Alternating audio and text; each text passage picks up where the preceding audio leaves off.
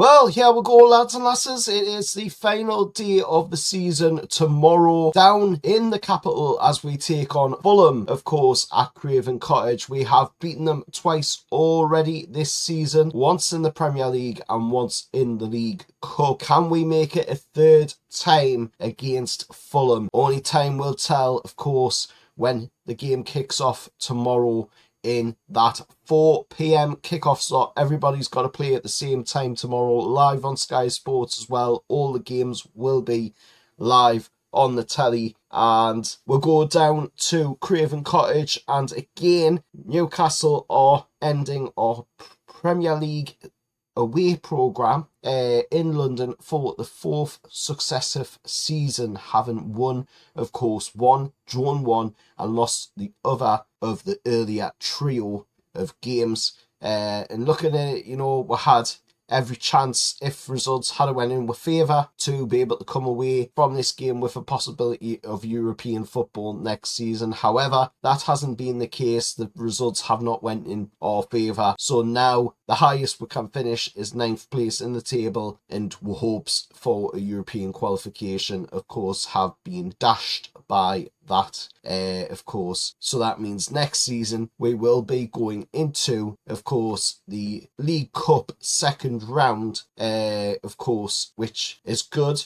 We've seen that before. Remember the season gone, of course, when we won the Carabao Cup, that was exactly the same situation. We had no Europe and we ended up winning the Carabao Cup. So if that is what is in store for us next season, plus maybe, also winning another cup on top of that, then I'm all for it at the end of the day. But we know that, next season, this summer coming, after this season is finished, is of course the World Cup, and we know that there is a lot of moving parts happening at St James's right now, and a lot of moving parts happening behind the club, of course, right now as well, with the talk about the stadium plans, the talk about the recruitment project, the direction that we're going with the transfers as well. Not to mention, like I've just said, the plans that are happening at St James's Park right now, where they're doing a whole bunch of refurbishments at St James's Park, upgrading a lot of different stuff, putting 2 extra screens into St James's Park so that people can see, the different stuff on the screens during the match, or, at half time or before the match. But all of that, comes next season. It's about going into this game on Sunday in that 4 p.m. slot and going into it with the right mentality to end this season off in a good way. And especially with how many players are departing Newcastle United. We know that Kieran Trippier is departing the club at the end of the season. He got a massive send-off from War Flags and the club in the final game against West Ham at St James's Park. And then Emil Kraft as well, we know, is leaving the club because, again, got a massive send-off at St James's Park in the West Ham game, even though he didn't get a play in it. And then there's other players as well that we know are going to be leaving the club. Anthony Gordon looks like he's definitely going to be leaving the club as long as we get a decent fee for him. But it's going into this game and having that right mentality to send them players off in style. Let's get a win down in the capital and beat Fulham, get ourselves into that 9th place finish. The higher up the table, the better it is, because it's more money in the coffers for finishing higher up the table. But we are, of course, going into this one with our injury worries as well. Lewis Miley, of course, is on the injury table, along with Tino Livramento. Emil Kraft's been on the injury table all season long, but maybe a couple of appearances.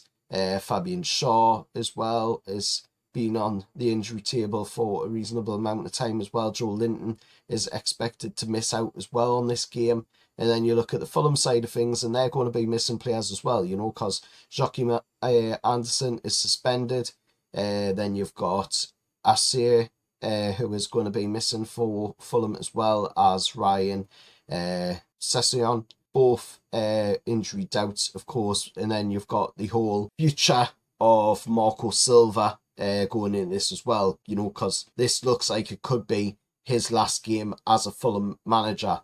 Of course, with the uncertainty around his future and the links to him back in his home country, of course, for the vacancy at Benfica. This will be the 10th time that he has managed Fulham against us.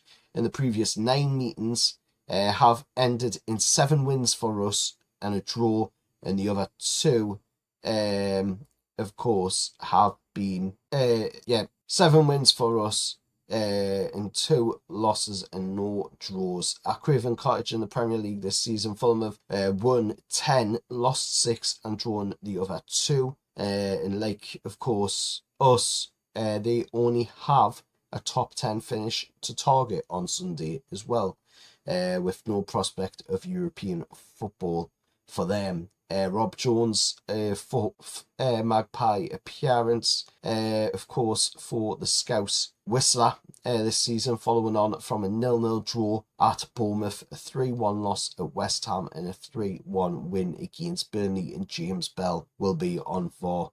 But like I say, this game is just about seeing off this season and trying to end it on a high with a win, and getting ourselves into that 9th place. And like I say, seeing off players like Kieran Trippier, Emil Kraft, and the other departing players from Newcastle United in style, like they deserve for their service to Newcastle United and what they've done in the black and white stripes for Newcastle United. And let's get a big win on the final day tomorrow down in the capital at Craven Cottage against Fulham.